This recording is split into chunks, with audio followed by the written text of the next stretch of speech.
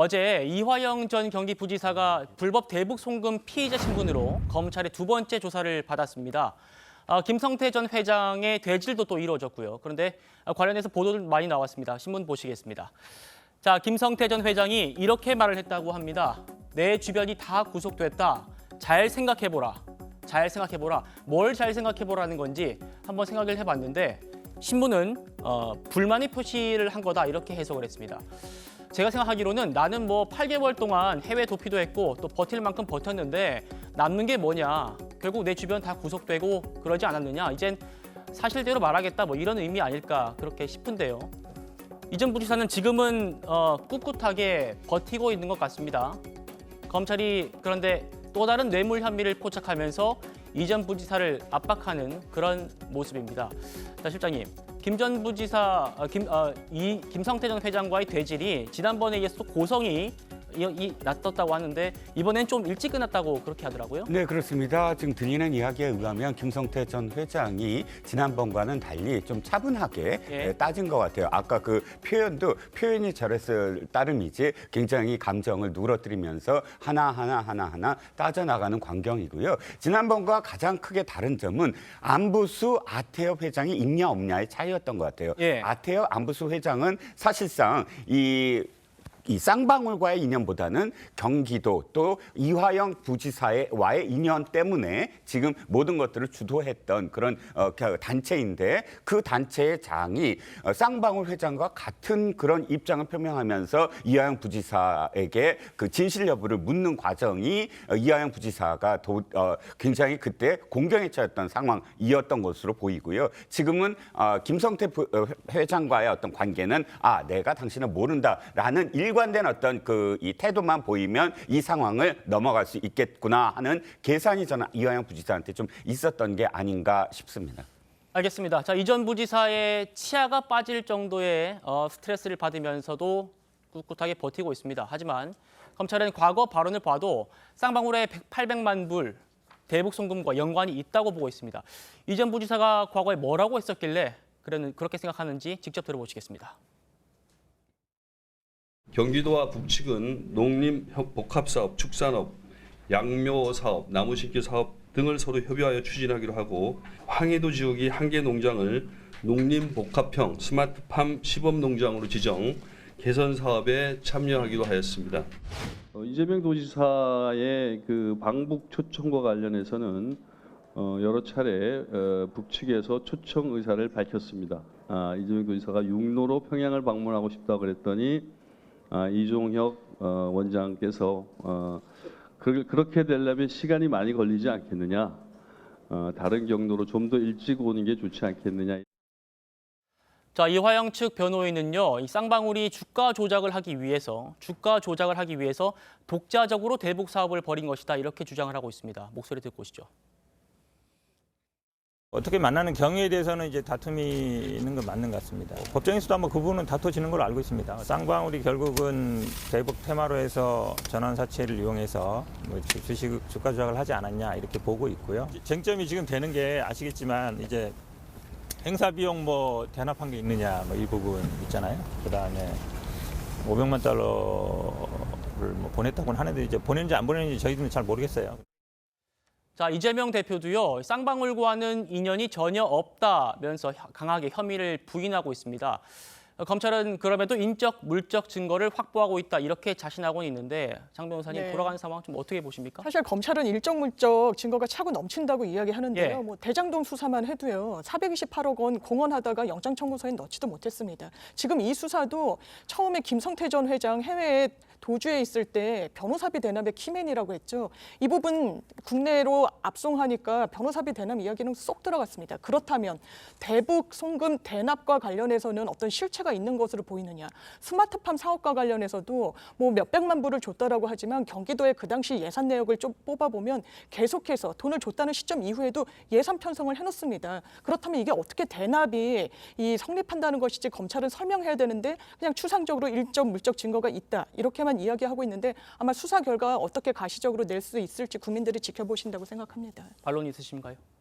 지금 이제 좀 전에 말씀하셨던 것 중에 조금 바로잡을 게 지금 검찰에서도 계속 여러 가지 수사들을 하고 있는데 지금 언론에 이제 자꾸 뭐가 드러났다 뭐 이런 거 가지고 이게 뭐 증거가 있다 없다 이런 걸 판단하는 것 같아요. 실제 수사에서 중요한 거는 사실 뭐 기밀성과 내밀성이 중요하기 때문에 지금 검찰이 수사를 잘 못하고 있어서 언론에 드러난 증거가 없다. 이거는 좀 안 맞는 것 같고 제가 볼 때 오히려 너무 혐의가 많아가지고 이게 뭐 하나하나 다 조사를 하다 보니까 지금 뭐 어떤 건 이때 이슈가 되고 어떤 건 이때 이슈가 되고 좀 언론에 이제 이슈가 되는 부분이 좀 다른 것 같고 그리고 이제 428억 그 부분을 말씀하셨는데 물론 이제 어떤 뇌물죄로 직접 적용한 건 아니지만 그 구속영장 내용에 보면 그 428억 관련해 갖고 이재명 대표가 알고 있었을 수 있다 이런 사실관계에 대한 적시는 분명히 들어가 있습니다. 그렇기 때문에 그런 부분이 완전 빠졌다. 이건 조금 잘못된 것 같고 결국에는 이재명 대표의 지금 이 전략 이거 자체가 굉장히 일관되게 그 꼬리 자르기 전략이에요. 지금 이제 비선을 통해서 이제 일을 하다가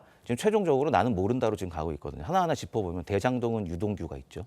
그리고 저 성남 FC는 또 정진상이 있어요. 그리고 대북 사업은 또 이화영이 있고 지금 이렇게 비선을 앞에 세우고 계속해서 어떤 범죄를 저지르다가 이게 최종적으로 문제가 되니까 지금 이 비선들을 자르고 있단 말이에요. 근데 지금 김성태 회장 같은 경우에는 결국 이화영 부지사 쪽하고 관련이 있는 사람인데 여기서 지금 이화영 부지사도 지금 꼬리자르기를 하는 판에 김성태 회장을 안다 하면 이거는 이제 논리적으로 맞지 않습니다. 그렇기 때문에 이런 전략을 취하는 것 같고 하지만 이렇게 부인한다고 해서 검찰이 단순히 난 모르는 사람이에요. 일반적인 사람이라도 이렇게 부인한다고 하면 다른 증거를 들이대는데 하물며 야당 대표를 불러서 이제 신문을 하면서 이 사람 압니까? 이렇게 물어봤을 때 난 모르는 사람이 했을 때 어떤 증거가 없다? 이거는 제가 볼 땐 수사 관행상 맞지 않고 추가적으로 뭐 어떤 위치 추적이나 아니면 뭐 최근에 뭐 핸드폰에 어떤 본인이 이제 어디에 몇 날 며칠 어디에 있었다 이런 거를 추적하는 앱들이 다 자동적으로 깔려 있는 경우도 있고 이런 다양한 물적 증거들을 아마 충분히 확보하고 있다. 저는 좀 그렇게 생각을 합니다. 알겠습니다. 자, 잠시 설명해 드렸었는데요. 이화영 전 부지사는 이 쌍방울의 법인카드로 2억 5천만 원을 쓰는 등 뇌물 혐의로 구속 중인데 검찰이 추가 뇌물 수수 정황을 잡았다고 합니다. 그런데 그게 어떻게 나왔냐면 김 전 회장이 직접 이렇게 얘기를 했답니다. 5천만 원씩 총 1억 원을 현금으로 줬다. 또 이화영 머리 글자가 적힌 명품 와이셔츠도 제작해서 줬다. 그런데 이화영 부지사 측은 아는 바 없다 이렇게 주장을 하고 있습니다. 자, 그런데 이 김성태 전 회장이 이재명 대표와 최소 5차례 통화했다고 진술한 내용도 눈에 띕니다. 신문 계속 이어서 보시겠습니다. 자, 김성태 전 회장, 이재명 대표와 최소 5회 통화를 했다. 기존에는 한 4번까지 통화를 했다고 나왔었는데요. 이번에 한 번이 더 추가가 된 겁니다. 누구냐면 부동산 업자라고 합니다. 이재명 대표한테 1,000만 원을 후원했던 한 부동산 업자가 연결을 해줬다. 이렇게 얘기를 하고 있고요. 다만 김 전 회장은 통화 내용에 대해서는 구체적인 기억이 나지 않는다. 이렇게 답을 했다고 합니다. 자, 변호사님, 이 두 사람 간의 통화 횟수가 계속 늘고 있는 건 맞는 것 같거든요. 처음에는 모른다고 했다가 뭐 3번 나왔다가 4번 나왔다가 이번에 5번까지 나오게 됐는데 이재명 대표 뭐 좀 진술 신빙성 있다고 봐야 됩니까? 네, 아무래도 뭐 점점 이제 신빙성이 떨어지고 있는 부분이 있죠. 이 사건이 지금 오늘 아침에 이제 신문에도 나왔지만 지금 검찰은 이 대북 송금 사건을 이제 제3자 뇌물죄를 적용하겠다 이런 입장을 지금 밝히고 있어요. 이게 왜냐하면 그 단순 뇌물죄를 원래 이제 적용하려고 했는데 그 최근에 이제 곽상도 의원 사건에서 이제 검찰이 굉장히 좀 충격을 받았잖아요. 단순 뇌물죄 적용했다가 이게 무죄가 나오니까 그래서 이 경우에도 곽상도 의원 사건은 아들이 받은 거고 이 경우에도 이제 대북 송금이라는 북한이 이제 중간에 엮여 있기 때문에 이거를 그 단순 뇌물죄로 할 경우에 좀 법리 구성에 문제가 있다 판단해서 결국에 이제 제3자 뇌물죄로 가는 게 맞겠다 그렇게 이제 판단을 한 것 같고 네. 그러면 결국 제3자 뇌물죄를 적용했을 때 여기서 제일 핵심이 되는 게 과연 이제 이재명 대표가 이 거래 관계 이 쌍방울 쪽에 어떤 대가를 주면서 또 경기도가 또 이득을 받고 이런 어떤 대가 관계를 인식하고 있었냐 이 부분이 가장 중요하거든요. 그러면 검찰이 지금 밝히고자 하는 부분도 과연 김성태 회장을 알았냐 이 부분도 결국 인식했냐 이 부분하고 관련이 있습니다. 근데 이재명 대표가 계속 얘기하는 거냐 몰랐다 이거고요. 물론 이제 입증을 해야 되는 건 검찰입니다. 검찰인데 계속해서 지금 4번의 통화 기록, 그다음에 또 추가적으로 지금 2020년 말에 이제 알펜시아 리조트에서 또 한 번 통화한 기록, 이런 기록들이 계속해서 나오고 있거든요. 결국에 그러면 본인은 모른다고 하더라도 그런 객관적인 증거, 통화 기록이나 어떤 위치 기록이나 이런 증거가 있다고 한다면 이런 증거를 종합해서 우리 판례는 어떤 이 사람이 어떤 실제적으로 알고 있다, 이런 사실관계를 추단할 수 있다, 이렇게 판단할 수 있기 때문에 예. 아무래도 계속해서 뭐 그냥 부인만 한다. 피의자, 피고인으로서 그렇게 해도 됩니다. 형사사건보다 그렇게 해도 되는데 그거는 결국엔 좀 신빙성을 떨어뜨리는 그런 행동이 아닌가 보십니다. 알겠습니다. 자, 대장동 팀의 한 명이죠. 유동규 전 본부장이요. 유튜브 채널에 출연을 했습니다. 이재명 대표와 처음 만났던 2009년을 떠올리면서 장기 폭로전까지 이어가겠다, 이런 계획도 밝혔습니다.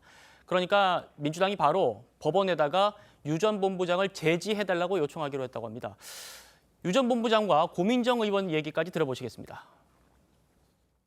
이재명 입장에서 뭐냐면 그거를 편승해야 분당 사람들이 날 찍어주지. 본인을 찍어주니까 재건축 완이 살 길이다, 이렇게 이제 말하자면 이재명이 한 거죠. 이재명이 나타난 거예요. 그러면서 제가 도와드리겠습니다. 그러니까 알라딘 램프에 진쳐. 문지르지도 않았는데 나타났어요.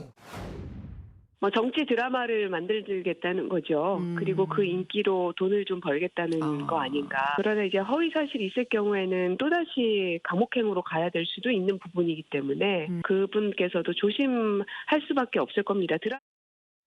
자, 민주당은 유동규 전 본부장이 증거는 없고 자기가 살기 위해서 이 대표한테 책임을 전가하고 있다, 이렇게 주장을 하고 있습니다. 어떻게 좀 보십니까, 윤 대변인님? 고민정 의원의 반응을 한번 보세요. 본인의 감정, 주장만 일방적으로 설파하고 있지 않습니까? 전혀 공감을 얻지 못하겠죠. 사실과 논리로 이것을 반박을 해줘야 되는데 계속 똑같은 얘기하니까 듣는 분들도 좀 짜증이 나실 걸로 보이고, 유동규 씨 이런 얘기했습니다. 죄를 내가 뒤집어 쓸 수는 없다. 대신 내가 지은 죄에 대해서는 달게 받겠다. 예. 김성태라는 분도 똑같은 얘기를 했어요. 나 비겁하게 숨지 않겠다. 남에게 나의 죄를 뒤집어 씌우지 않겠다. 이 두 분 다 동일하게 말씀하는 거는, 얘기하는 거는 뭐냐면 본인들이 수사를 받는 과정에 있어서 이재명 대표 측 이런 분들에게 배신당했다는 거예요. 예. 사실과 다른 얘기를 수사 과정에서 얘기하니까 나라도 내가 죄는 받겠는데 이거 진실은 밝히고 가겠다, 이런 태도 아니겠어요? 왜 이재명 대표 주변에는 이런 일들만 일어나는지 국민들께서 잘 판단하시라고 있습니다. 반론 있으신가요? 근데 저는 저 영상을 유튜브로 보지는 않고 이제 방송에서 잠깐 보여주는 걸 봤습니다. 예. 근데 저걸 보면은 우리 국민들이 많이 좀 헷갈리실 것 같아요. 왜냐하면 유동규 씨가 무슨 공익 제보자거나 대장동의 무슨 피해자거나 전혀 그렇지 않습니다. 이분은 이미 뇌물 혐의 등 중범죄 혐의로 재판을 받고 있는 피의자입니다. 근데 이제 어찌됐든 구속 기간이 만료됐나요? 모르겠습니다. 이제 진술이 바뀐 뒤로 이제 석방이 돼서 나와가지고 숱하게 이제 약간 뭐라고 할까요? 본인의 주장이 설득력이 떨어지고 잊혀질만 하면 신문에 나온다든지 방송에 나와서 인터뷰를 합니다. 전 이런 모습들이 특히 이제 유튜브 가지고 나와서 일방적인 주장을 또 쏟아내고 있어요. 이런 모습이 국민들한테 이번 사건의 진실성을 난 전혀 높이지 않을 거라고 생각을 합니다. 예. 특히 이제 꼭 비교하기가 좀 애매합니다만 김만배 씨 같은 경우는 이번 사건, 대장동 사건이 불거진 지금까지 단 한 번도 진술을 바꾸지 않았습니다. 그러다 보니까 검찰에 의해서 다시 또 영장 청구돼서 재영장 청구 또 구속이 됐어요. 근데 이제 정권 바뀌고 검찰이 이제 바뀐 뒤로 윤석열 검찰이 들어선 뒤로 진술을 180도 바꾼 유동규 씨와 남욱 씨는 지금 자유롭게 본인이 할 얘기를 입증도 안 되는 얘기들을 일방적으로 풀고 다니고 있거든요. 이게 주장하고 다니고 있는데 정말 고민정 최고위원 얘기대로 허위 사실이 나오면 또 그에 대한 처벌을 받아야 될 것 같은데 저는 과연 이게 유동규 씨 본인의 생각인지 아니면 또 유동규 씨 이렇게 유튜브까지 찍는 보수 유튜브 나가서 채널에 나가서 찍는 걸 누군가가 이렇게 기획을 하는지는 모르겠습니다만은 국민들께 저런 모습들이 과연 정당하게 비춰질지 상당히 크게 의심을 갖고 있습니다. 유동규 씨와 남욱 씨는 물론 그때 진실을 말할 수 없었고 지금이 진실이다, 이렇게 반론을 하고 있기 때문에 반론까지 제가 전해드리도록 하고요. 실장님 또 말씀 있으신가요? 유동규 씨가 지금부터 하는 얘기는 유동규 씨가 책임져야 될 얘기입니다. 왜냐하면 법원에 지금 예. 계속 자신의 그런 그 범죄로서 피고인으로서 자신의 재판도 해야 되고 또 증인도 나가야 되는 상황 속에서 그 이야기를 자기가 어떠한 언론이나 또는 유튜브에 이야기하는 건 굉장히 위험한 일입니다. 하지만 합니다. 거기서 이야기되는 것들은 또다시 법원에서 상당히 탄핵받을 수도 있고 신빙성을 떨어뜨릴 수도 있는 상황인데도 불구하고 합니다. 그 이유는 뭘까요? 자기가 억울하다는 뜻 아닐까요? 자, 이재명 이 당대표가 성남시장이나 경기도지사 시절에 늘 주장하는 것이 있습니다. 부패, 지옥, 뭐 청렴, 천국. 이렇게 성남시장 시절부터 이렇게 주장해왔던 지금 그 이재명 당대표의 가장 가까이 있었던 사람들은 전부 다 뇌물죄로 지금 들어가 있습니다.